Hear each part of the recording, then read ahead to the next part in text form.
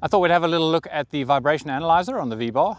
So this is a VBar Neo I'm running on this model, and this is a good model. So I will take this up in a hover, we'll have a look at the numbers on the vibration analyzer, then we'll bring it down, we'll put some tape on the blades, and then I'll show you what the numbers change and how the vibration analyzer changes. So we're going to fly a good setup now, and we'll have a look at those numbers. Right, so I'm in the vibration log at the moment, and I can see that the current level is between 400 and about 600. So I'm just going to screenshot that. And then if we go into the vibration analyzer, you can kind of see in the middle there, it peaks a bit. And that is the tail rotor. So those numbers there that it's giving out, that's the tail rotor. So if we bring that down. Okay, so we're just going to put a little bit of tape on now on the tail. Right, and the tail spins really fast, so we don't need much tape. We're just going to take that much. I'm going to stick it on one of the blades. Right.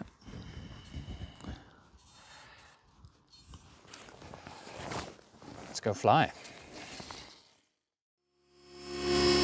Okay, so you can see that the overall vibration levels have gone up between 900 and 1,000. Screenshot that. And then if we go in the vibration analyzer, you can see that the tail now is a lot higher. So I get rid of those two, and let's screenshot that. You can see that all the vibration is now about where the tail is. So previously it was sort of on the main shot, on the head, the main rotor, and the tail, and now it's definitely the tail. Right, so let's just take that off. Right, so that tail should be back to normal. So now I'm going to put a bit of tape on the main blades. I think we don't need too much. We can probably just go around. That'll do.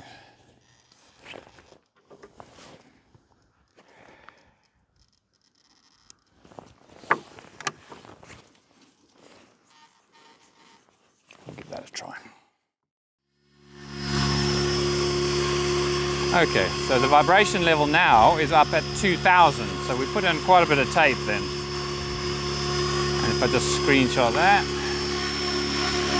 I go into the analyzer.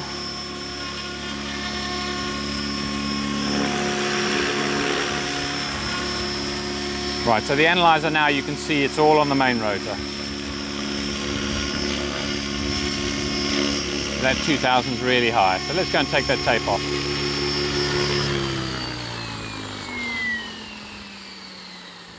See there's a bit of wobble and spool down as well. You can see the battery shaking. Right, so let's get that tape off.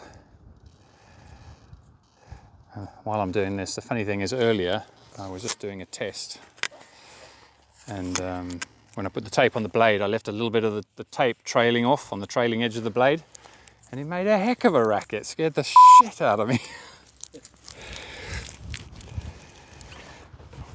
Right, so this should be back to the normal good. Right, so that's back to just over 500 on the overall level. Screenshot that.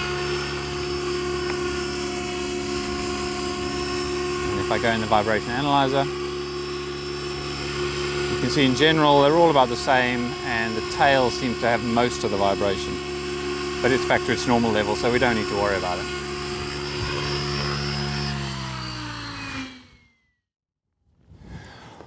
Right, so this was a look at the standard vibration analyzer on the VBar Neo. Now I've got the Pro as well, and I've tried it in the past. However, after spending about 20 minutes going through all of the settings and options, I think it's more than you'll ever need. I think the standard version tells you if the RPM issues are, the vibration issues are on the motor, the main rotor, or the tail.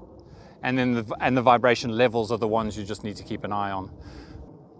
I think the Pro version is if you're looking for something very specific. So you're looking maybe for a vibration in a particular plane at a very particular head speed.